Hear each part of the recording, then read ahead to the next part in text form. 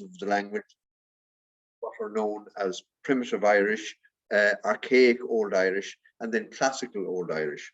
By about the year AD 900, the last of these classical Old Irish had begun to change into Middle Irish, and by about 1200 we get the first trace of what we call early modern Irish, which continued on until about 1600, 1650. And when we get to there, we get what is recognisably modern Irish, although the system of spelling might cause problems to the present day reader, since anyone who has gone to school since the late 1950s, I'm one of the old timers, they'll have learned the somewhat simplified spelling of the Caijan effigial. And it means that I remember my students used to refer to anything in the Logainmneacha or anything written or published before about 1960 as Old Irish, Shanghai. Over the centuries, Irish inevitably was influenced by and modified by other languages with which it came in contact. First, there was Latin, brought by the early Christian missionaries, then Norse, brought by the Vikings or Norsemen, then Norman French, which came with the invaders we call Normans, who first arrived in the late 12th century and who actually referred to themselves as Angli or English. The last language to arrive on a large scale was English, which has had indeed considerable influence on Irish, especially in the sphere of terminology over the past 8 centuries or so. Nevertheless, what is particularly striking when we look at our place names is how strongly Gaelic they are in linguistic terms, especially here in the west of Ireland. Admittedly, many of the names are known to us in anglicised form, that is, names that were originally Irish but are now rendered more or less according to the rules of English spelling. The name being to make them more easily pronounceable by speakers of English. At least that's the explanation given for turning them into anglicised forms. It's notable this anglicisation was the approach generally adopted by our colonial masters. Rather than seeking to translate those names wholesale into English or even replace them with quite different English ones, an effort was often made to retain the Gaelic forms of the names but spelt as if they were English. One notable attempt to banish all traces of our native names may be seen in the famous decree of Charles II in 1664, which declared that since the barbarous and uncouth names of places in Ireland much retard the reformation of the country, we direct the Lord Lieutenant and Council to change such names into others more suitable to the English tongue, ones that the English speakers can get their tongues around. Needless to say, this decree met with very limited success. I should add that contrary to what Brian Friel suggested in his brilliant play Translations, this was not the approach generally adopted by the Ordnance Survey in the early to mid-19th century. Instead, advised by the great Irish scholar John O'Donovan, the survey made a determined effort to carefully record and preserve the Irish language names, albeit with the compromise of presenting them in a quasi-phonetic anglicised spelling. This is where we get most of the name forms we're so familiar with today outside of the Gaeltacht.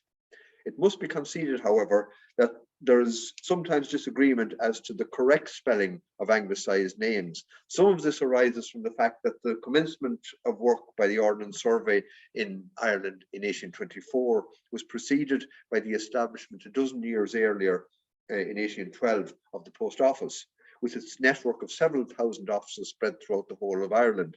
And since English was the only language permitted on letters, a great number of ad hoc anglicisations of place names came to be used in addresses, and these were the forms recognised by the Post Office until about half a century ago.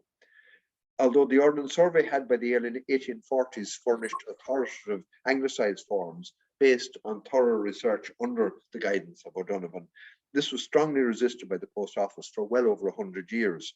Only with the passing of the Logainmneacha, the Placenames Act of 1973, were the Ordnance Survey forms decreed to be the official English forms.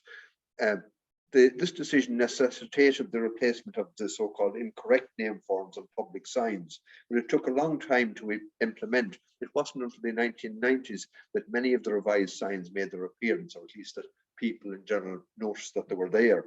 And then, of course, all hell broke loose, and you had rows like Dangan and Logainmneacha and so on. And sometimes I think there was a misunderstanding as to what was involved as well. And I've given, there's a handout there if you get a copy of that, and I've just listed some of the well-known examples of names that cause difficulties, like how do you spell, for example, near me in Dublin, Cabra, and it's C-A-B-R-A, but the official ordinance service spelling has an A-G-H at the end because it's Cobrach. Other ones, Enniscrone, there's a row going on there at the moment. Is it Enniscrone or Inniscrone? And there was supposed to be a local referendum, but then I thought to myself, God sent the virus and it stopped it, so it'll probably get going again. They got me to write it. They gave me a full page and a half of the Sligo Champion. It didn't change any minds. I don't think, so. I should have known better. Anyway, before looking at the place names of the parish of Annaghdown, I'll say just something very briefly about the Irish parish as a topographical unit. There are records of the parochial system dating back at least to the 12th century, and while many parishes are based on ecclesiastical foundations that go back to the early Christian period, some as early as the 5th century, the arrangement of parishes within a new diocesan system almost certainly dates from the 12th century reform of the Irish Church. That reform was begun by Saints Malachy or Logainmneacha of Armagh and Lorcan O'Toole or Lawrence O'Toole of Dublin. It was encouraged by the popes and the likes of St. Bernard of Clairvaux, the founder of the Cistercians. But it had barely got underway when it was disrupted by the arrival of the Normans in 1169. Nevertheless, the network of parishes, about 2,400 in all, proved very resilient and was further consolidated in the early 16th century when, of all people, Henry VIII gave these units the status of civil parishes. This meant that they now had a role in civil administration, or at least in those areas where the writ of the King of England ran. And of course, there's the famous old witticism that until the 17th century, at least, what ran fastest was the man carrying the king's writ. But anyway, without going into detail about what occurred between the 16th and 18th centuries, notably the Protestant Reformation, various outbreaks of war and their dire consequences, and the period of the penal laws, it's not surprising to learn that the organization of the Catholic Church, which was of course the Church is the majority, was severely disrupted. Then, in the wake of Catholic emancipation in 1829, the Church undertook a great program of rebuilding and reorganization. And over the remaining years of the 19th century, many, if not most parishes, had their borders redrawn. This sometimes led to confusion and sometimes bitter quarrels, especially as the new parishes often used the names of the old civil parishes, although with quite different borders, sometimes totally different borders. The identity and borders of the Catholic parishes were further consolidated when the newly founded Gaelic Athletic Association, the GAA, at the end of the 19th century, based many of their clubs on the Catholic parishes. A term essential to this talk, I won't go into it, that's probably enough about the parishes, but a term essential to this talk is the word townland, in Irish Ballyfarran, deriving from a Norman French term, ville et terre, means basically town and land. The townland is a uniquely Irish division, also called townsland, and of course there are lots of places in the West of Ireland just referred to as village. It's the most basic administrative unit, the smallest division with a definitely demarcated border. In all, there are about 64,000 townlands covering the whole island. They're all here in the book, it's my Bible, the Townland Index of Ireland. Every one of the townlands and parishes is listed there. It should be noted that the townlands can vary greatly in size. Some of the smallest may have an area of less than an acre, while the largest is actually, if you're interested, a place called Powerscourt Mountain in the middle of the Wicklow Mountains, runs to 7,590 acres.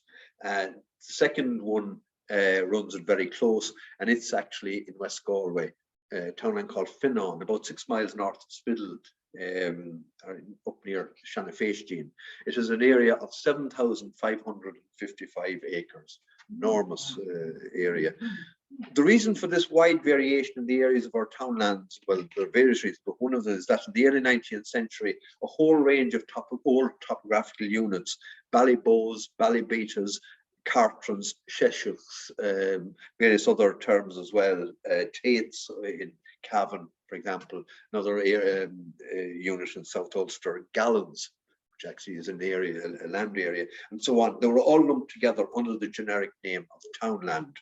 In some parts of rural Ireland, a memory of the older arrangement still survives, and local people may cling to an understanding that's at variance with the layout to be seen on the maps of the Ordnance Survey. I have to confess, I worked myself for the Ordnance Survey for over 20 years, and it's a body for which I have great respect and affection, but nevertheless I concede that it sometimes got things wrong. To give one example, in my own home area of Knock, in the neighbouring county, the townland or village in which I was born is named officially Drum on the Ordnance Survey maps, but almost nobody in the locality has ever called it that. It's called Wingfield. And I remember I was down to a funeral recently, and the subject came up, and somebody, because a lot of people have moved in, and all the newcomers, you can know who the blow-ins are because they call it Drum, and nobody else calls it that. But somebody said, oh, it's named after Lord Wingfield, isn't it? I said, no, it's not.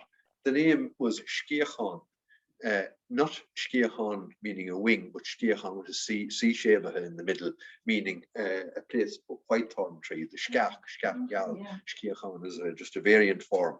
And it's on record more than 2 centuries ago, on the earliest map of the area produced by a man called William Bald around 1809. But it was ignored by the survey. So Wingfield has survived in that way. But I could mention numerous other instances. Other matters to be taken into account include the pronunciation of the name, which may sometimes be quite at odds with the spelling. If I were to mention just 2 examples from the west of Ireland, you have Tuam, which of course outside we'll call Tuam or something, and your place is spelt the same way in the north of Ireland as Tuam. There's Tuam Bridge in Antrim spelled T-W-O-M-E, but also T-U-A-M in some of the documentation.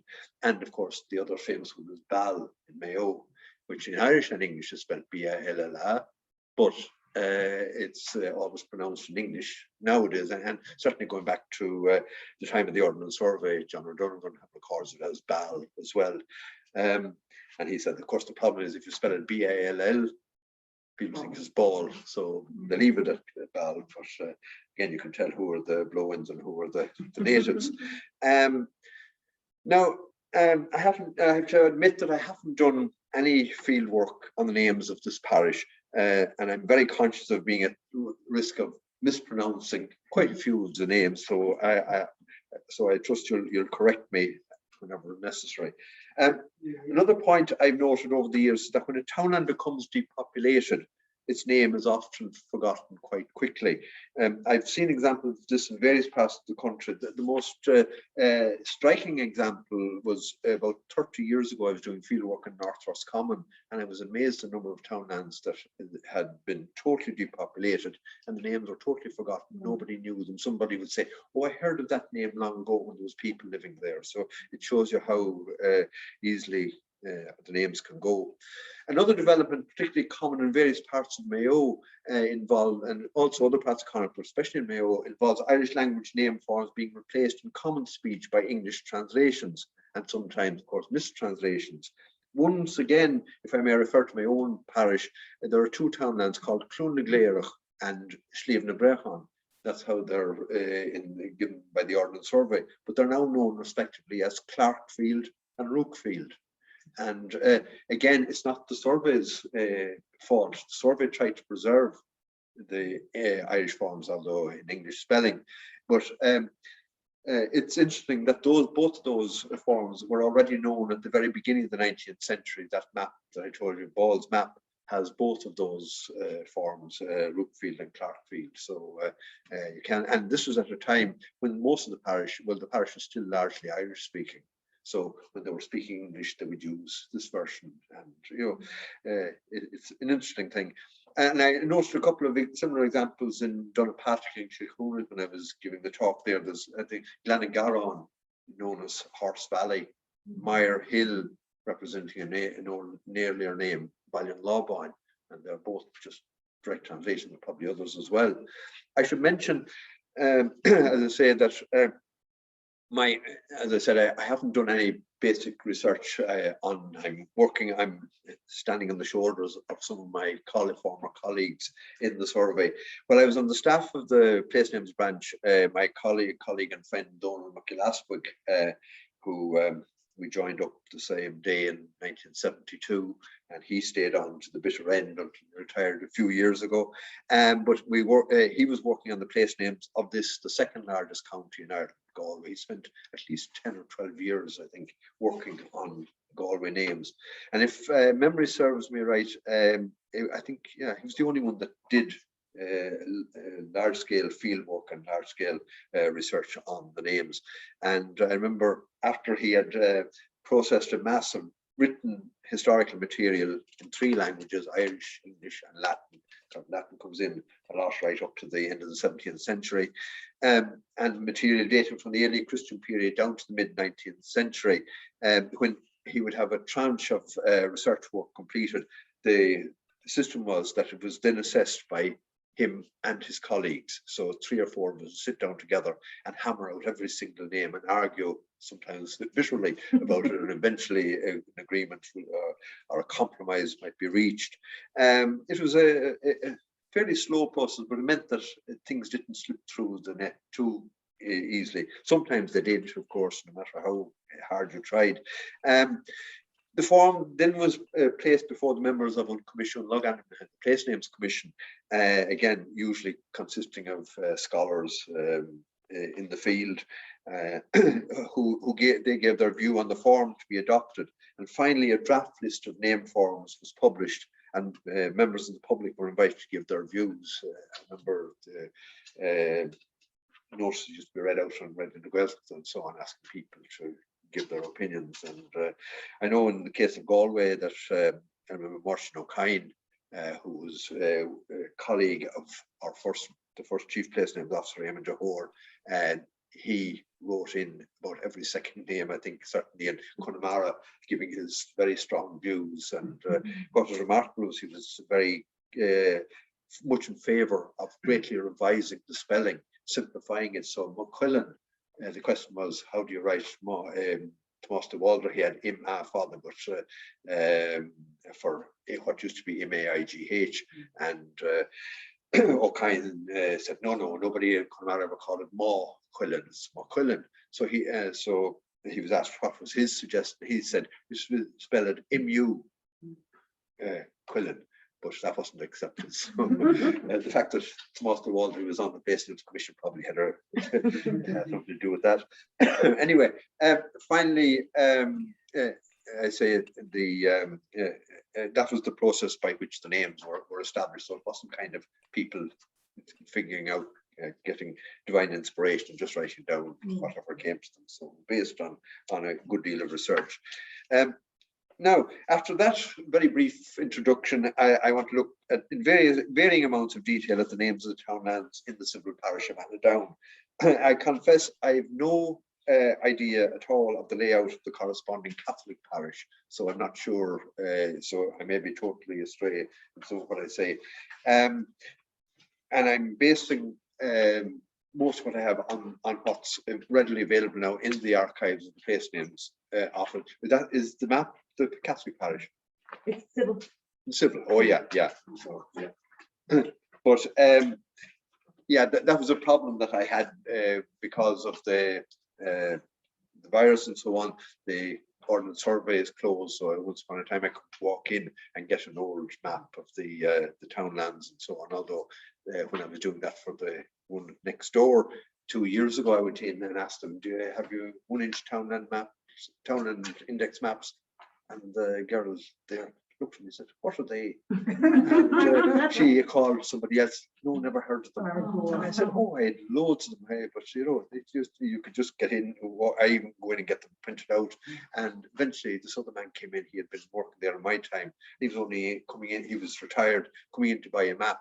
And the girl said, do you ever hear these things? Oh yeah, of course. And so they went off looking for her, but half an hour later they came back and she gave me a very badly done photocopy, so which I didn't use on the night. But anyway, so that shows you how things get lost over time. Anyway, before I go briefly through the names in turn, I was going to explain what's on the handout, but again, I mean, you can see that yourself. I give first of all, there are 68 townland names according to my reckoning. I give an anglicised form of each name followed by the official Irish form. Next, the numbers that indicate the 6-inch Ordnance Survey map sheets on which the townland is situated. Then an English translation of the place name, my English translation, generally, is what I think is the correct translation. And immediately after that, I give a selection of details of each place name taken from a range of historical sources. That's in the kind of the smaller print. Just to give you an idea of how the name developed and changed over the years. And then the treatment, especially the treatment of the name in the Ordnance Survey name books. These are the little books that John O'Donovan in particular wrote all the material into. And again, in my day in the survey, with the fireproof store where all of these were kept was just downstairs, and you could walk in, take out the book, the little book that O'Donovan had written on, and see. And one of my colleagues was fascinated by one thing in particular. O'Donovan would write down the names from as he heard it spoke, each name as he heard it spoken, in pencil. And then he would write back in the office. He would sit down and he would write out a more correct Irish version. And sometimes he'd get a rubber and rub out the Irish version. And the thing was, the Irish version sometimes give a better idea of the actual pronunciation than the other version. Yeah. But one of my colleagues actually spent a couple of years deciphering the erased forms, and some of them are fascinating.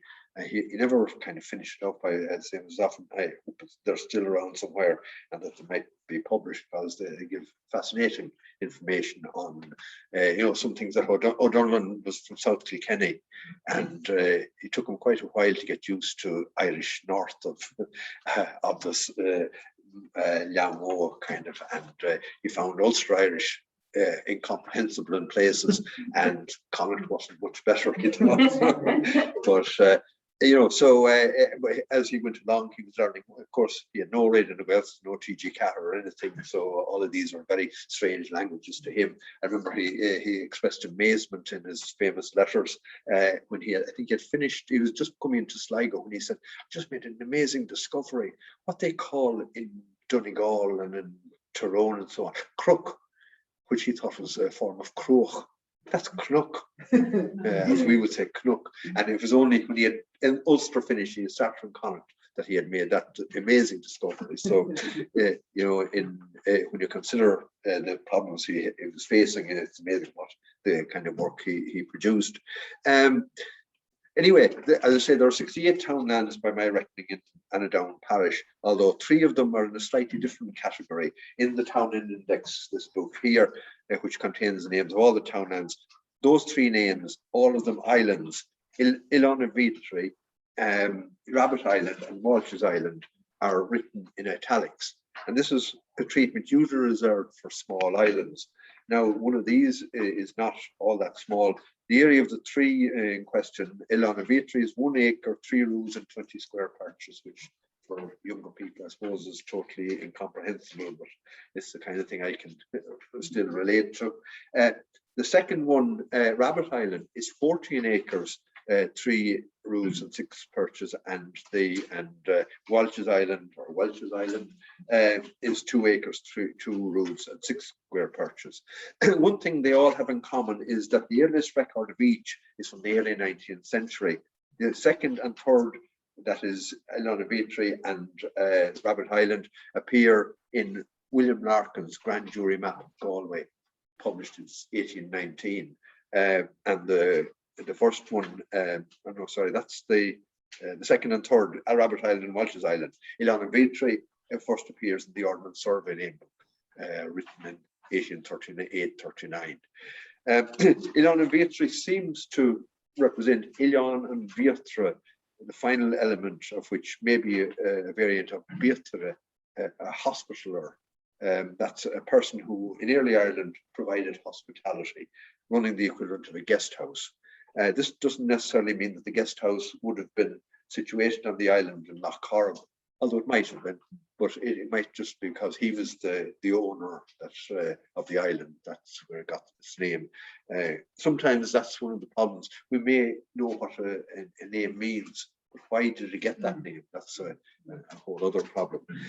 And then some of the evidence for Rabbit Island appears to represent Logainmneacha Eanach the island of the rabbit.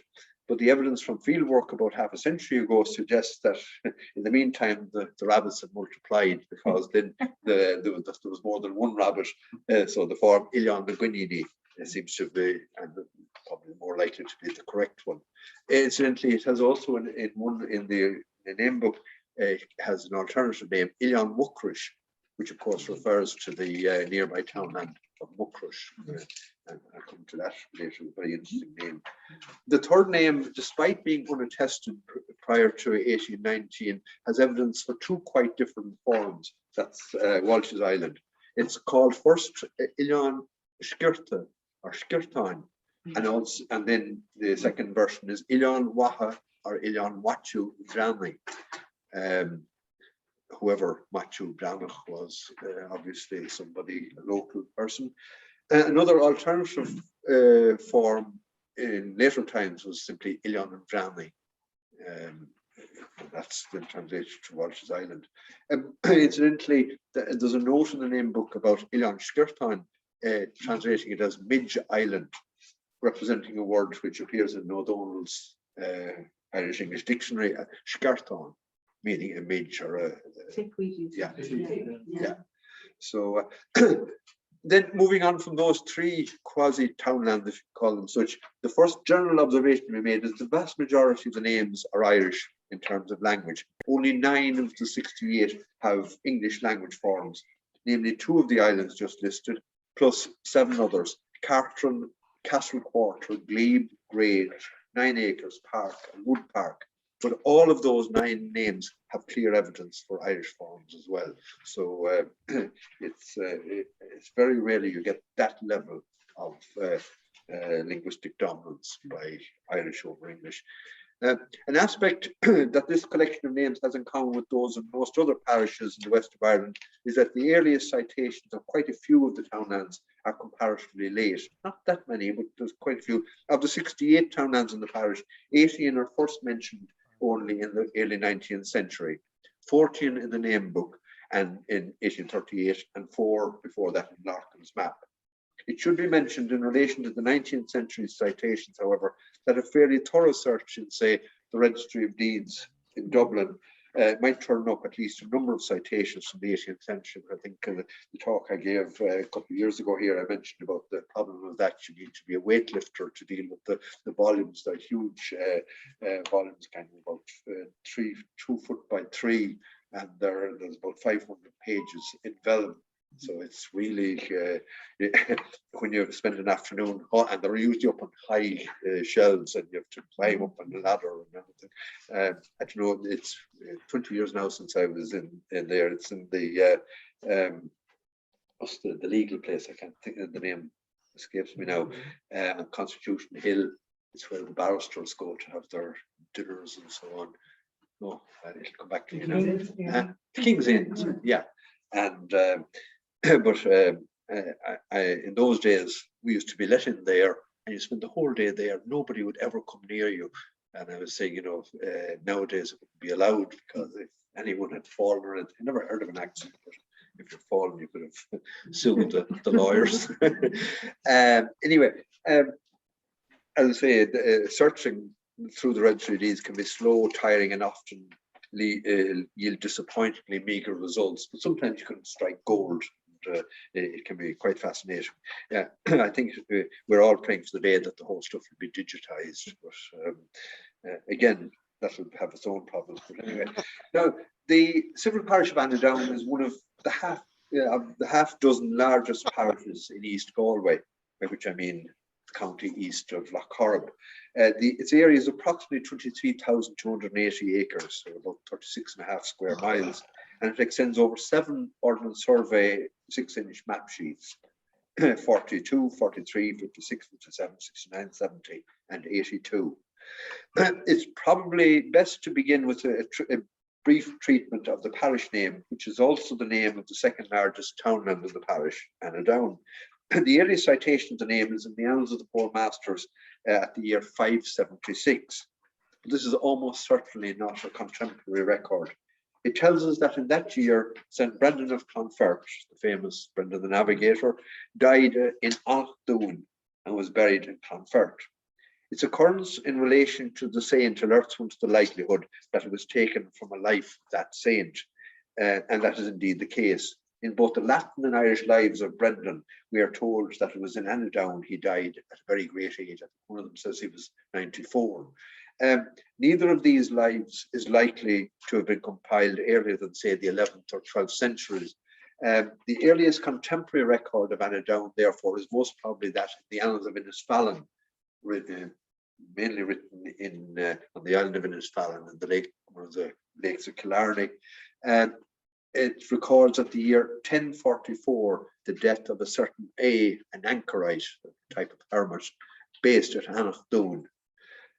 On the second last page of the handout, as a matter of fact, interest, I give a fairly full list of all the annalistic entries for Annaghdown down to the year 1411.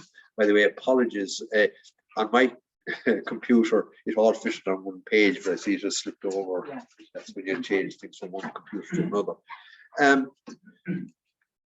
As for the place name itself, it consists of the word Anach, or Anach, meaning a swamp or a marsh, which is appropriate enough, I suppose, for any low-lying place on the shores of a lake like Loch Corrib. The second name is the genitive case of Dhúin, a fortress, perhaps located at or near the site of the castle, which stood close to the lake shore in the very south of the townland. Although unlikely to go back to the time of St. Brendan in the 6th century, the name is probably a century or two older than the Annals of Innisfallen entry at 1044. If it had been coined close to that date, one might expect the construction Eanach Dhúin. The absence of the definite article between the two nouns suggests it belongs to an earlier period, possibly perhaps the 9th or 10th centuries at the latest. One could therefore surmise that the Dhúin or fortress might have been erected as a protection against the Viking marauders in the 9th or 10th centuries. But I'm afraid here I'm straying into the territory of the archaeologists, and I better get out of there quickly, or I'll be taken to task perhaps. As for the later form, Eanach Dhúin, the Shevu, the lenition of the initial D, can be explained as due to the frequent occurrence of the name in the dative singular, like most place names occur in the Tishel Torach, because usually one is referred to as being in a place or coming from a place, and that was in the Tishel Torach. Another development recorded as early as 1578 led to the D, Shevaha, DH, being misinterpreted as C, giving us the form Eanach Dhúin, as in Raftery's famous ballad lamenting the terrible disaster in Loch Corrib on 4th of September 1828. Also, as noted by linguists, the pronunciation of Anach as Anach is common in some of the dialects of Connacht Irish. Immediately to the northeast of Annaghdown is the double townland of Anna, east and west, first recorded at the year 1617. It's probably just a subdivision of the original townland. Their combined area, the combined area of these doublets, is not much more than half the area of Annaghdown townland. Another townland that includes the element Anach is Bar Anna, which lies at the very south of the parish. It's the largest townland in the parish with more than 1,180 acres. The name appears to represent Bar Anna, which might be translated as the top land of the marsh. I don't know if anybody here knows if there's any evidence of even a modest-sized hill to support that. You would go up the hill to get to it. Yeah. Yeah. You would go up to Wood Park. Yeah. Right. Okay, yeah. So I just wonder, like, but anyway, a contributor of interesting material on local place names in the parish name book is referred to simply as Cahill Esquire. I don't know, does anyone know anything about him? But he gives a lot of quite fascinating, a number of fascinating entries in the name book. But in relation to the name Bar Anna, he remarks, it has its name from the bog and its vicinity to Loch Corrib. And incidentally, a local informant more than 40 years ago explained the local understanding of the word Anach. Muraíle Scartler and it's where the turf is spread. In conclusion, I should mention that there is some slight evidence for a possible alternative version of the name, Bar Anach. This is, however, somewhat problematical, so I don't know, won't go into it here. Now, I go through the remaining town names in more or less alphabetical order. beginning with Adrigole, townland of 493 acres, lying just east of Barani at the southern end of the parish.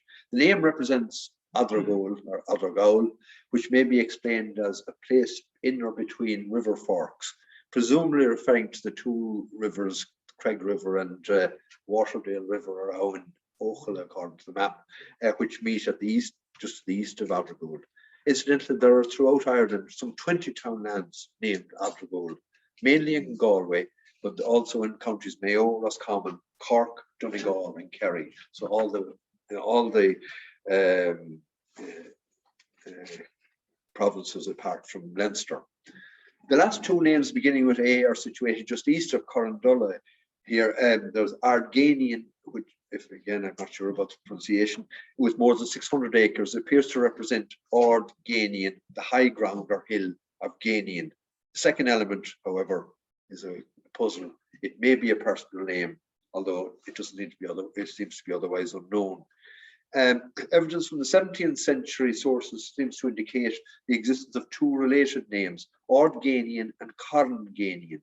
The initial element in the latter, corn, meaning a heap, or a cairn, quite a common element in names. So there may have been two places, two separate places, or it may have been two names applied to the one place. Just east of Corrandulla is Clegane, the ford of the Little Bell. This is how it was understood 2 centuries ago, as reflected in the Forman Larkin's map, which is Achlogan or Belford. One wonders where the Little Bell may have come from, perhaps from an old church in the locality. And can I ask, has any trace of Belford survived? You'd come across it in some of the memorial deeds. Oh yeah, but not in general use. No, yeah.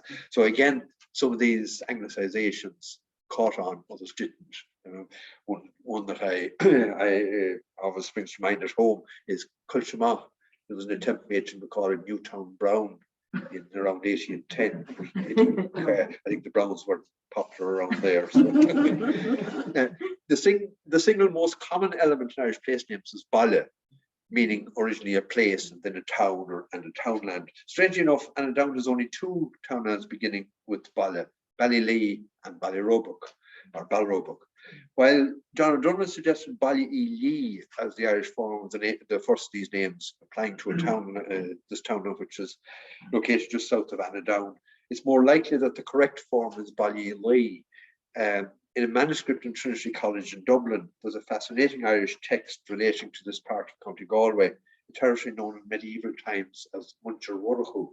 The manuscript copy appears to have been written around the year 1400, although the text itself is likely to be at least a century or so older, perhaps dating from shortly after what I often refer to as the Anglo-Norman Blitzkrieg, by which the Burkes and other families, Norman families, conquered Connaught in the 1230s.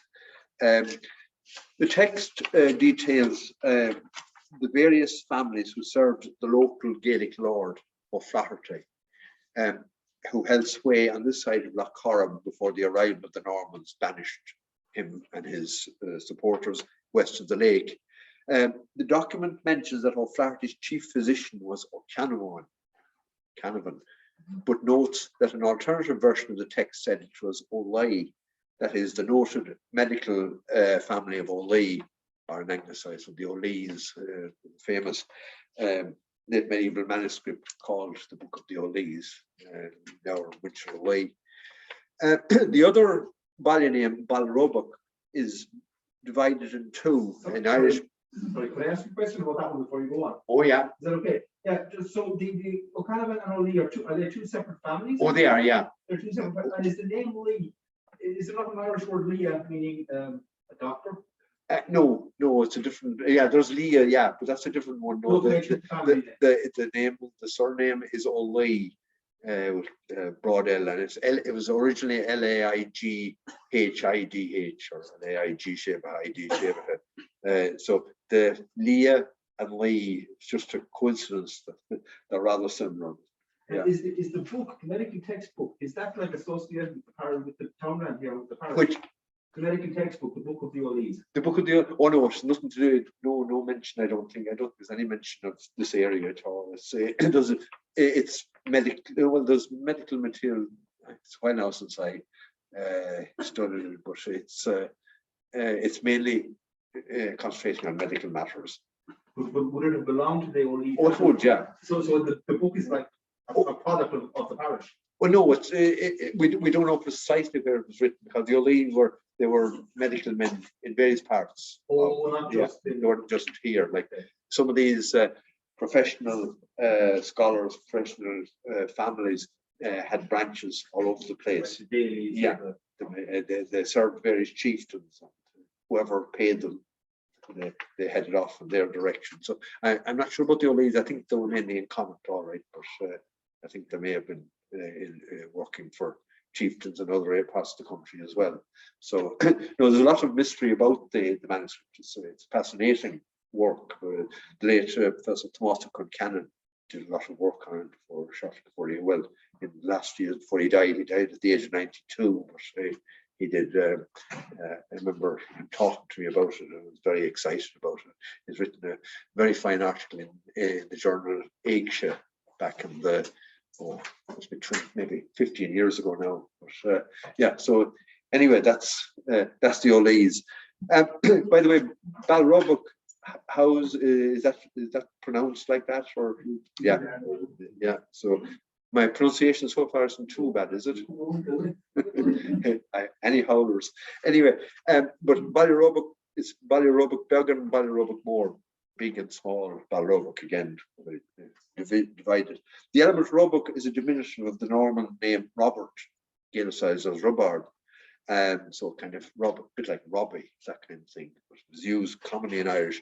And it's interesting to note that in the mid-17th century, the Book of Survey and Distribution names the then owner of the townland as Sir Robok Lynch, a member of the English family, which was one of the tribes of Galway. It's ironic that as things stand at present, Balrobok Beg has an area of 336 acres and Balrobok More has 260 acres. So the small townland is bigger than the big one. I don't know when that came about, but then we move on to the Barravilla and Bawnmore, two rather small townlands in the southeast of the parish, of which there's no record prior to the Ordnance Survey. Barravilla, 93.5 acres in the area, was interpreted by O'Donovan as Bar of Villa, the top land of the sacred tree, Villa denoting a tree associated with the pre-Christian era. There's a problem, however, in that the only other name forms cited in the name book are the boundary surveyors Muraíle and the High Constable's Bonavilla. Finally, so you have three different forms, and O'Donovan picked one of them, and whether it's the right one or not is a question. Finally, there's a fieldwork note from the 1970s which states very bluntly, Niwancher Faimas and Animshin. That name is not in use. So I don't know whether that's the case, but the other townland, Bawnmore, with 71.5 acres, is more straightforward. It represents unbawn moor, meaning the big lawn or grassland. Bawn kind of is a term used for as a noun, means just a piece of grassland. The folklore collector Kieran Burrell has a reference from 1964 to Turlough and Wine War, the Turlough or Winter Lake of Bawnmore. The most northerly townland in the parish is double unit Bigara Beg and Bigara More, which is on record since the early 17th century. Although O'Donovan guessed that the name represented a compound of Beg and Ere, the latter a word meaning a load or a burden. Remember, it's kind of gone out of use now, but it came into debate about 30 years ago or so, when on posts brought out stamp, and rather than Ere, it had Ere. And people wrote into the paper and said, well, we know the country is kind of burdensome, but Ere is not the name of the country, it's Ere. And they had to bring back the Sheena Father. Anyway, it's more likely, however, that the second half of the compound is Fede, a word meaning a furrow or a groove, or even according to Dinny's dictionary, possibly the back of a hill. I don't know now how that would fit there. Here again, as with Balrobok, the part of the townland designated Beg is actually larger than the part with the adjective more attached. So 362.5 acres versus 307 acres. Then Bullasheen or Bullasheen. Yeah. Bullasheen, yeah. Oh, that's even better. 252 acres in area. It's on record, not on record before the Ordnance Survey. O'Donovan suggested that it represented Bullasheen, which would tie in perfectly with the pronunciation, meaning Oisin's cattle enclosure or milking place. However, as Oisin was rarely in use as a personal name since early times, while the surname Hessian or Hessian is clearly closely associated with North Galway, the name is more likely to be Bule Eoisin. But of course, there'll be no difference in pronunciation. The two would be Bulashin, the E would be sort of swallowed up in a case like that. Another townland unattested before the 1830s is Bunatubber, which clearly stands for Bunatubber, the bottom land of the well. And most of the Wales, there's a well still there. Number 2 now. They claim Yeah. With an area of 460 acres, it's situated in the northwest of the parish. Bun generally means a bottom, but in cases like the present one, may be more suited to render it as bottom land or low-lying land. Then another bun name, Bunahevele, that's still known. Yeah. Beg and More again. Twin townland situation in the northeast of the parish. They seem, in this case, the Bunahevele Beg is about a quarter of the size of Bunahevele More, so these things are all right there. It seems likely to represent Bunahevele, or Bunahevele AIBHLE, as indicated by O'Donovan. His suggestion, however, that the final element may be an orchard is unlikely, since the genitive of owl, the old name for an apple tree, is aula or aula, not avle. There is, in fact, however, a word avle, a variant of avlog, meaning a thunderbolt or a flying spark of fire, according to the dictionary. So, so the low ground is a thunderbolt. It's a rather dramatic name, anyway. The third of the bun names begins is Bun Ochanan. Yeah, it clearly stands for what it says there, Bun Ochanan, meaning the bottom land of the thistles. One of the more common elements in the names of Annaghdown's townlands is Cahir, a word which in present-day Irish means a city, but in earlier times meant a stone fort or enclosure, usually of limestone. The name of the small townland of Caherley, situated southeast of here, means the grey stone fort. It's not recorded prior to the Ordnance Survey. A variant form, Caherley, is simply reflecting the dative. It's also used locally. So in these cases, Caherley and Caherlia would be both almost interchangeable. A second Cahir Morris, located in the north of the parish and on record since the late 16th century, seems to reflect the name form Cahir Widdish, involving the personal name introduced by the Normans, rather than, as O'Donovan suggested, the Gaelic name Murius. It would be Cahir Widdius. There's no evidence for that, so the name Widdish was adopted by the Gaelic Irish quite early from the Normans. Who Widdish was, another question, of course. There's an Anglo-Norman tower house there. Huh? There's a tower house there, castle. Oh yeah. All right. Oh yeah. Now, there are two closely related townland situations side by side in the southeast of the parish. First is Carheny and Catriany, the Little Stone Forts, a townland of 94 acres. It's referred to in the name book in the singular as Catriannafacha, the Little Stone Fort of the Green or the Lone. The second townland is Carachy, apparently Nakaraha, that's how O'Donovan interpreted it anyway. It was an area of the stone forts. It was an area of 270 acres. It must be conceded, however, that this recommended form is at odds with the evidence from the 17th century sources. These would appear to reflect forms such as Catru or Catru and Riwach. We must allow for the possibility of the name form having been corrupted over the centuries, and that's the thing that happens quite well, not all that commonly with Irish names, but sometimes a name gets changed through misunderstanding or maybe falling out of use for a time and then being revived later. Townlands that certainly involve the initial element Catru, quarterland, are Carrowbeg north and south, and Carrowbeg Hui, Carrowbeg Has, and Carrow and Ruin. And the first of them meaning the small quarterland situation in the middle of the parish, I think round about here, while the other meaning the quarterland of the red place, Cathro and Ruáin, or alternatively of the buckwheat. Apparently, Ruáin is a term used for a type of wheat. This lies at the end of the east end of the parish. I think looking at the map, it straddles one of the most famous roads in Ireland now, the N17.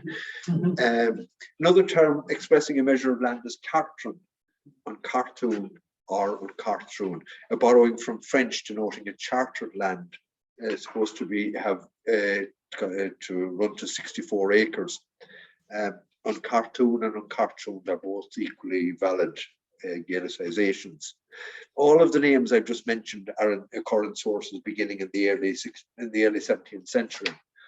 There are two townland names that involve the word castle, Castle Creevy and Castle Quarter, both situated in the south of the parish. The Irish form of the first of them on record since 1585 would appear to be Cushlan na Creevy. This, which we might translate as the castle of the branching, or the branches of the branching place, or something like that. But there's a puzzling insert in the name book which refers to the place as Castle Crewan, Crewan, and describes it as an old castle said to have been built by a lady called Creevy na Burka.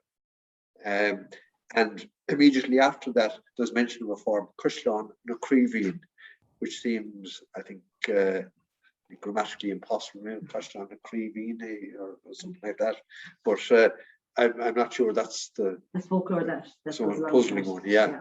The second of the names I refer to Castle Quarter is straightforward. The Irish form Cathro and Cushlan, in English spelling Cathro Castellan, I think is the form, occurs in an early 17th century document. In a slightly later document, it's called the Castle Quarter of Clonboo, a reference to a townland I'll mention in a moment. There are three townlands in the parish involving the word Clúin, a term of frequent occurrence in Irish place names, which may be translated as meadow or pasture, often beside a stream or a river, but not always. The first of the three names, Clonach, reflecting the Irish Clonach in adjectival form, which could here be rendered the place of pasturage. The townland situation in the east of the parish, this townland situation in the east of the parish is only 45 acres in area, and yet it appears to have been referred to as Clonach Moor in the late 17th century and in the parish name book. The townland of Clonboo in the south of the parish, which I mentioned a moment ago, is well known. It's well attested since 1586. Its Irish form, Clonboo, means the meadow or the pasture of the hyacinth plant. Pardon me. The third of the Clone names is Clonlinon, a short distance north of Clonboo. The name appears to represent Clonlanon, the meadow of Lannon, which is no doubt the personal name, which gives a surname Lennon. An alternative name for that townland, which occurs in the name book, is Ballinnavellamary, our farmer's town. That is Ballinnavellamary. And it doesn't appear anywhere else. It's a known name of a section of Clonlanon. Still known, yeah. That's interesting, yeah. And it's fascinating how it's written very phonetically in the name book. Then Clodreewach is a large townland of nearly 680 acres in the very north of the parish. The Irish form on Clodreewach simply means the streak or street or striped corner. Three townlands begin with the element cor, whose precise meaning can give rise to some difficulties. The Irish form of Corbally, is that known to you? Yeah, Corbally, yeah.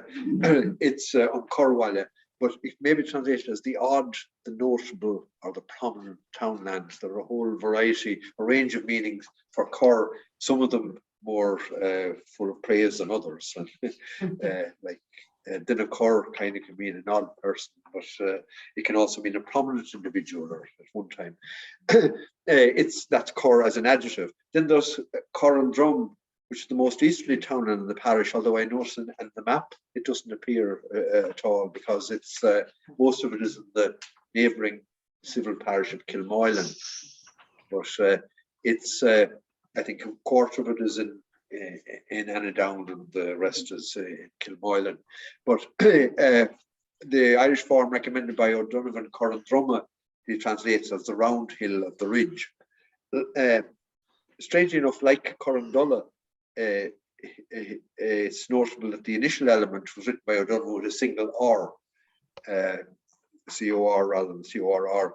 And I think is a rather eccentric decision. Some 60 years ago, the Place Names Commission adopted O'Donoghue's Irish name forms for these two place names located so closely together, writing them as C-O-R, which and in no other place name in the whole country did they adopt that spelling.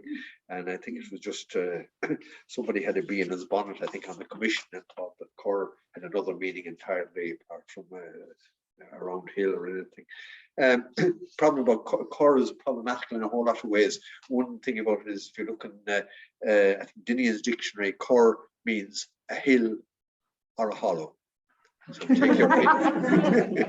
So the question is it concave or convex?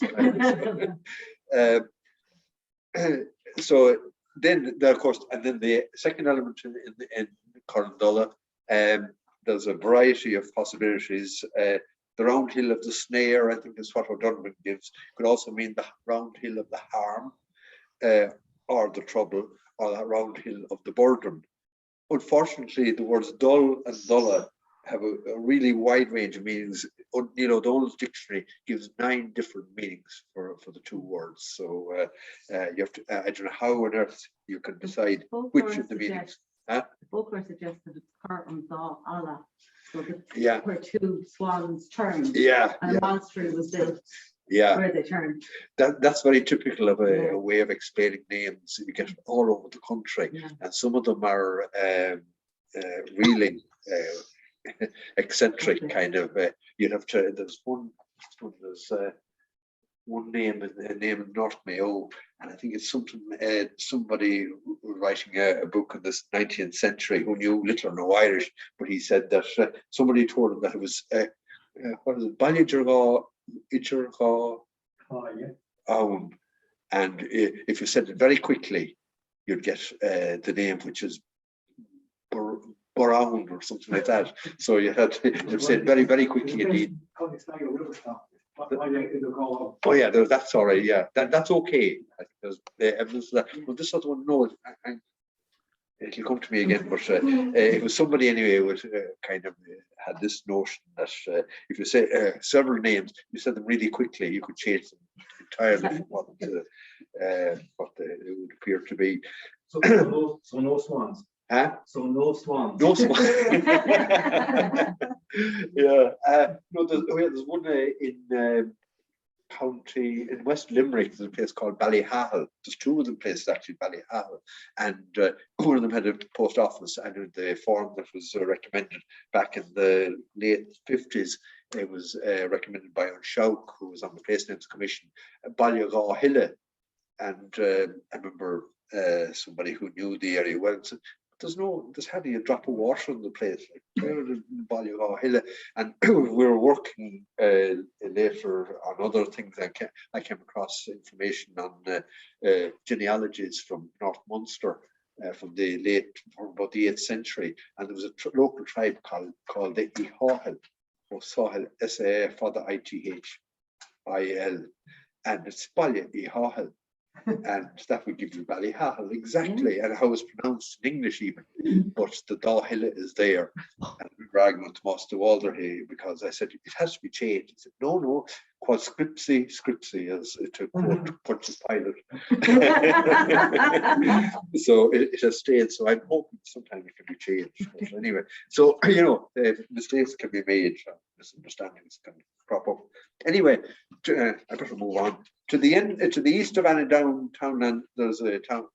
No, I need help with the pronunciation. Is that all right? Oh, yeah, that's very good. Representing the Irish form, Nollaig, meaning the commons or commonages. Again, it's one of these words that, well, Cochionta, of course, is common, but you have various renderings of that around the country, especially. There's one down here.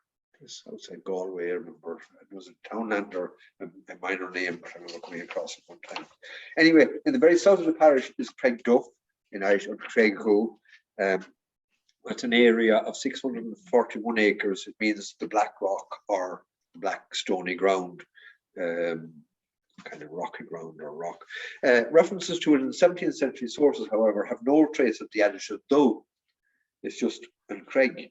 But I've seen an extract from an old song which refers to Craighoe na the Black Rock of the Browns. So far, I found no other details of the song, but it's just mentioned as such. It's the play in the. No, it's not in the. Brown. Huh? Yeah. There is I one. was that recently. There is a That was song. the Molly brand. Was it? Patrick Conrad here, a question. Oh. Oh, has she? All right. Okay. I didn't question the on my shoulder. Yeah. That's I should have thought of looking at that. Yeah, I'll check that. No, actually, it's not in the reference to the song isn't in the name book. It's in some of the material collected by the field workers in the 60s or 70s. Then in the southeast of the parish, there's a smaller townland with the related name Craig, simply on its own, on Craig. Again, the rock or the stoning ground. But in a 17th century source, the name occurs as Craig Ballincolly, which might be Craig Logainmneacha or something like that. There's also Ballincolly, possibly the rock of the townland of the wood. And sometimes it's very difficult to be sure what these anglicised forms stand for. Two townlands have Drim in their initial element, Drumbawn, Drumbawn, and a town of about 35 acres, and Drumgriffin in Irish, Drumgriffin, with an area of 233 acres. The first of them, Drumbawn, means literally the white ridge, although in this context, white can mean grassy, like Talbawn can mean a grassy piece of land, or it can mean land with nothing growing in it, so you take your pick. So Bawn, there's a whole when you're dealing with names for colours in Irish, you get very complicated indeed. The second name, Drumgriffin, is attested in various sources beginning in 1585, means Griffin's Ridge, and it's from a rather rare Gaelic personal name, Griffin, particularly common in Clare, belonging to there's an ancient tribe in West Clare, the Griffin. Douglas Hyde, incidentally, in his edition of Raftery's poetry, first published in 1903, I brought out a new edition of it a few years ago, Raftery. He mentions there that he received the song Muraíle from one Seamus Muraíle, who lived in Drumdreffin. That's how he wrote it. And apparently, does that ring a bell with anyone? Seamus Muraíle. You probably had done different times. He was born in 1880. He died in 1928. So, but the form Drumdreffin I found it nowhere else, and I just wonder whether it seems Drumgriffin is about the only name that seems to correspond to it, but whether Hyde misheard it or whatever, I don't know. But that's what he has in the first version of the Oran Raftery that came out in 1903, and again in this new edition in 1933. So anyway, now in the south of the parish is a townland called again Gardenham or Garrymore. Which form survives now? Or Gardenham, yeah, and Garrymore is gone, is it? Yeah, that's the Irish form, of course, from Garrymore, the big garden, or Garry can mean a closed field as well.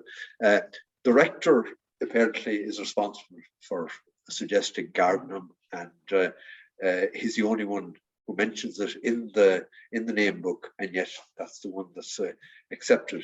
That's sometimes what happened with the survey, that O'Donovan would suggest the Irish form, and then the local landlord or perhaps clergyman would recommend something else, and the people in the Phoenix Park thought maybe it's best to humour them and accept it. So that's how it came to be so called. Then there's another townland talking about a rector. There's a townland called Glebe, and Glebe clearly at one time church property. And then there's also Glenreevach, a townland of 554 acres, whose Irish form Glenreevach, the street or Driped or brindled glen. It's interesting to note that in relation to Glenriwach, the pre-ordnance or all the pre-ordnance survey references lack any mention of glen. Instead, the 17th century sources have the equivalent of Catro Riwach, while Larkin's map in 1819 has Ilan Riwach, which is kind of strange. I think it's, I just look at the map. I don't know if it's on the, it's in from the lake, I think. It's not. I don't know. Yeah. Yeah, so why should we call it Ilan? Yeah, that's what I thought. Yeah. Now, I haven't looked at Larkin's map, so maybe he's referring to another place entirely. But, anyway. Can I ask you a quick question? Was a Catro a definite size? It was meant to be, but it was a bit. It was fairly elastic, so so you can get very small cat. The thing is, again, because sometimes it was lumped in with other units of that. So really, I think because of getting rid of the old denominations like the Ballyboe and the Ballybit and so on, it kind of messed up the whole system. So I don't think you can base anything on the name in terms of size. Even with the Beg and More, you can get the Beg being bigger than the More. Yeah.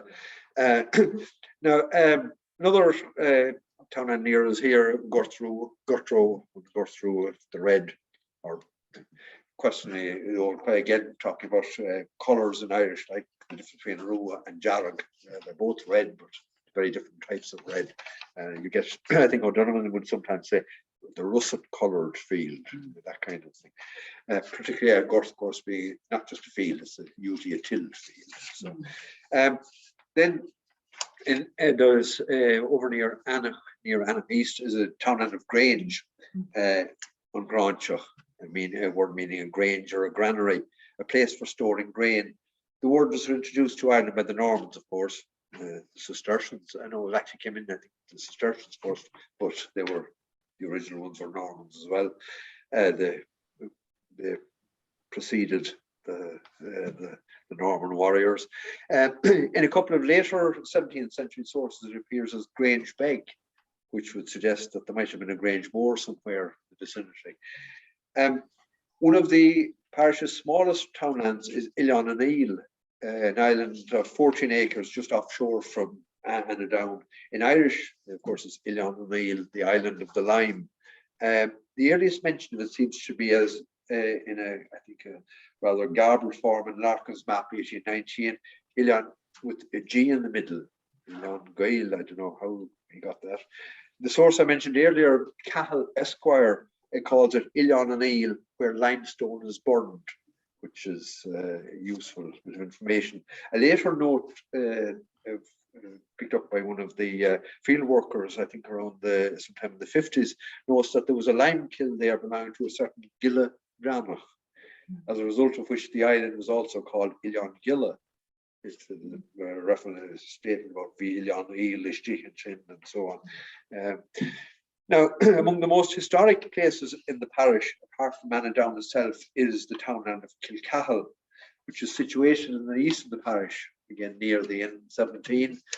It's mentioned in the Winter Workwood text I referred to earlier as having probably been, which I mentioned earlier as having been probably written in the as early as the 13th century. This describes another family, the family of O'Connell, as Corabs of church agents of Kilcahill, the Church of St. Cahill.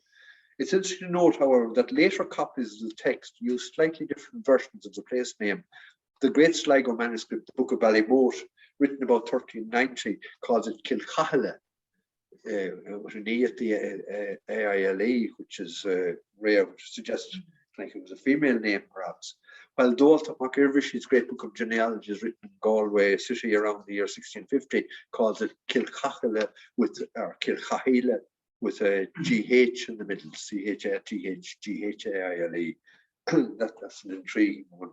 But certainly it's one of the oldest names, one of the three oldest names in the parish. A word that occurs frequently in Irish place names, of course, is Kill, which means an early Irish church, derived from Latin cella, a cell or a prayer room. There are two examples in the parish. The first of which is Kilgill. The recommended Irish form is Kilgill, which arguably means the church of the pledge or the promise. Gyal. Situation least of the parish, it is after Annaghdown, the parish's earliest attested place name, being mentioned in somewhat garbled form as Delgill and Kilgill or Kilgill in the record of the papal taxation dating from 1302 or perhaps 1306, the first decade of the 14th century anyway. The other Kill name is Shankill, situated on the lake shore in the southwest. Apparently representing on Shankill, the old church. The name is on record since 1604. The reason I say apparently representing Shankill because on the map here, I just noticed, I'm looking too closely, I've done it today, I said it's actually written as Shankill, as if it were the old wood. But I think, I don't know if there's any trace of an old church in the townland, but there's a cryptic note in the name book, Old Bury. It's as if an abbreviation or of old burying ground. There was an old Bury house in Shankill. Yes, sir. Gone, but that would have been, I think the 1604 would have predated that. Yeah. There was burial ground there as well. All right. There's a Yeah.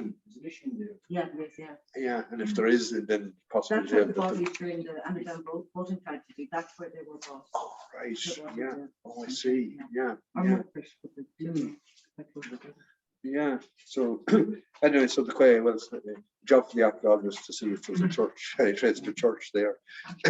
Then there's a very long, narrow townland down in the south of the parish, Nishin and Orn,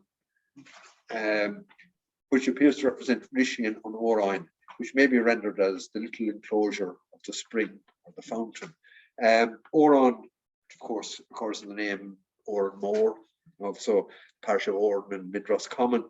It's a variant of Foran. It was actually originally Oran, and then it became Oran, and also became Foran. The F kind of came in later, meaning a spring well. Lishin, of course, is a diminutive of Lis, usually translated as fort, but more accurately denoting simply an enclosure, not necessarily any kind of a military thing or anything. A feature of Irish place names is the application to topographical features of words that usually refer to parts of the human body. A former colleague of mine wrote a whole series of articles in the journal, in the magazine Core about 30 years ago. But Can, Drim, Coish, Loraig, Strone, Tone, and so on. One of such is moss, meaning buttock or thigh, and usually applied to a long, low hill. It occurs in the townland, of course, of Mace, the anglicised form of Moss, which lies to the west of us here. Particularly, I'll come back to the word Moss again, but it occurs in another townland. But a particularly interesting name is Muckrush. It could be termed a cousin of another well-known Galway townland, Russmuck, because it means exactly the same thing, or almost exactly, being composed of the same two elements, although in the reverse order. Russ means originally a height or a headland, often wooded, and the plural of it is, of course, is rush, and muck, of course, means a pig. So the Irish form of the name, then Muckrush, may be translated as headland of a pig, or of pigs, or pig headland, a kind of compound name. The earliest reference to the name dates from 1570. But quite astonishingly, we can say with confidence, the name was in existence for over 1,000 years before that. And it's very few names you can say that about. The reason we can do so is that we can be so certain is that names of this structure, what are known as noun plus noun compounds, stopped being formed in Irish in the early 5th century. I owe this to my former colleague Donald McGillaspig. He did his master's thesis on noun plus noun compounds and did the definitive study of them. Thereafter, the structure that replaced such names was what we get in Russmuck. And were the name being formed after about the year AD 1600, the structure would more likely be Russnamuck. So, but Muck Russ, and you have Muckruss in Kerry, of course, in Killarney, and so on. And then you have Russmuck, Rosmuck is an older than Rosnamuk. So the insertion of the definite article is a more recent development. One of the parts used to of the human body used to denote a topographical feature, particularly commonly, is drim, back, meaning referring to a ridge. It occurs in the small townland not far from here, Mullacha Drum, representing Mullacha Drumma, the summit of the ridge, top of the ridge. An even smaller townland located a short distance east of that is called 9 Acres, although according to the name book it was known by its Irish name, Eanach Dhúin, written as Nollaig, and also as Eanach in the 1830s. Its area is actually rather larger than 9 acres, or even 9 Irish acres, 16.5 acres. As time is pressing, I think I have held you too long, but anyway, I'll move quickly through the remaining 10 names. A townland of 166 acres named Park in the south of the parish represents, of course, Unfork, meaning the field or the park, a word borrowed long ago into Irish from Norman French. Then Rachona in the east of the parish is Rachona, the fort of St. Cona, saint who gave name to the neighbouring parish of Kilcona. The suggestion by one informant some decades ago that Cona was a local version of the surname Cooney can be discounted on a number of grounds. But, the Ra and a surname wouldn't go together. Rinnaharney on the lake shore is Rinnaharne, meaning the point or promontory of the slough. It's the name of the bush. I've heard that with that one. I've heard it suggested as well that there's a word quite similar to malt. Moss. For oranges, malt. There was a malt house there. Yeah. And it could be the headland of malt house. No, that's not what the Irish word was. Yeah. It's something like orange. Ornia. Ornia. Oh yeah. Ornia. Yeah. No, Ornia, it occurs in a number of places. Yeah. The most famous one, Killarney. Yeah. Killarney. Yeah. But it's usually regarded as the slow bush. Mm. Yeah. Yeah. I'm not, I don't want to be dogmatic about it. So yeah. Then Shan Valley, beside Anna East, is on Shan Valley, meaning the old townland. It struck me, if it's really that old, one is attempted to ask why it's not mentioned before the early 19th century. Then Slieve Finn, lying to the southeast of the parish, and Slieve Finn, which would seem to mean the fair or the white mountain, but I don't think there's much mountainous terrain in that part of the parish. But there is, however, another meaning for Slieve, actually the more common meaning in place names. It simply denotes rough or boggy land. So a more satisfactory translation would possibly be the white moorland. I don't know whether that's Stony land. Huh? Stony land. Stony land, yeah. Any kind of, yes. Yeah. I know that there's a place at home called Mountain, and it's simply a fairly rocky bit of land, and it's actually Slieve in the early 19th century. Somebody translated it to mountain. It's certainly not a mountain, it's beside the main road. So yeah. Anyway, although John O'Donovan toyed with translating Tumnahulla, is that still in use? Yeah. He thought of translating it as bush of the wool, Tum Nahulla, but he thought better of this and suggested instead the tumulus of the altar tomb. Obviously thinking the first element of the name was Tuim, as in tomb.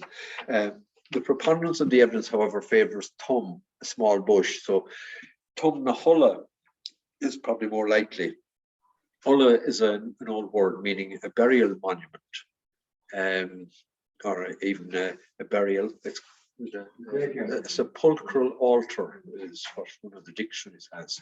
It says some kind of an elaborate memorial, rather than the days before crosses or anything were up with some kind of a little, almost like a table shape. Yeah.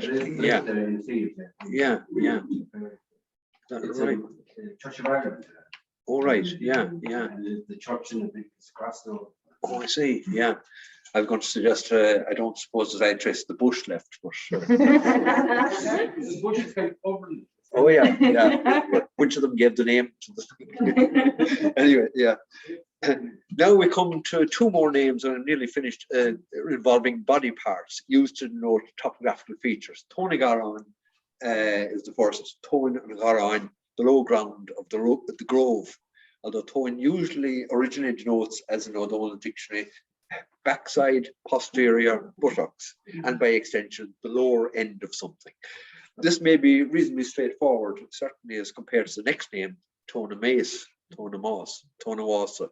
The problem with tone and moss is that both can mean the same thing, buttock, although moss can also mean thigh.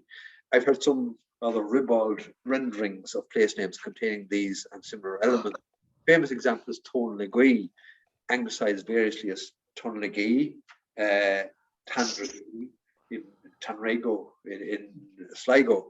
The poet Paul Durcan has a poem called Backside to the Wind, referring purportedly to a literal translation of the place name, while John O'Donovan, having reputedly been reprimanded for entering the Anglo-Saxon rendering of Tónlaigí in one of the name books as Arse to the Wind.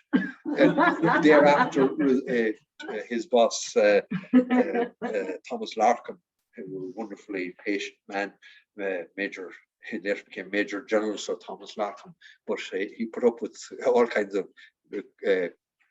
carry on from O'Donovan, but he knew that it was worth keeping him because he was so brilliant. But he said, "Oh no, you can't disfigure official documents with this kind of vulgarity." So after that, O'Donovan resorted to Latin, and instead he would write Podex Adventum, which is the Latin for exactly the thing. It was one way to escape further censure. So therefore, to be on the safe side, I suppose Tónawasa, we can call it the low ground of the long low hill. That sounds terribly prosaic in comparison with, wouldn't get anyone into trouble anyway. The second last name in the list, Turlough is almost identical to its Irish spelling of Turlough, which means the rough winter lake, one of the so-called dry lakes that are so characteristic of limestone land in the west of Ireland. My mother's native village at home was Turlough, and the strange thing is that's another blunder by the survey. Beside it is Greenwood, and Turlough hasn't a drop of water in it, but across the road in Greenwood is a fine Turlough that appears every winter. So they really got it wrong there, all right. And so to the final name, Wood Park, given as Wood Park on Larkin's map in 1819 and in the name book, and that's the only form given for it. And yet the Irish form, Ballinacilla, survived among Irish speakers in the area. It was found by or picked up by the field workers in the 50s and 60s and so on. So with that, I've come to the end of my list of townlands. It tells you far too long, but I'm sure there are other names I could have looked at, including some of the islands on Lough Corrib, but I think I've kept you long enough. I hope I have managed to shed a little light on your wonderfully rich toponymic heritage, the fascinating place names of this historic parish of Eanach Dhúin. Logainmneacha Eanach Dhúin.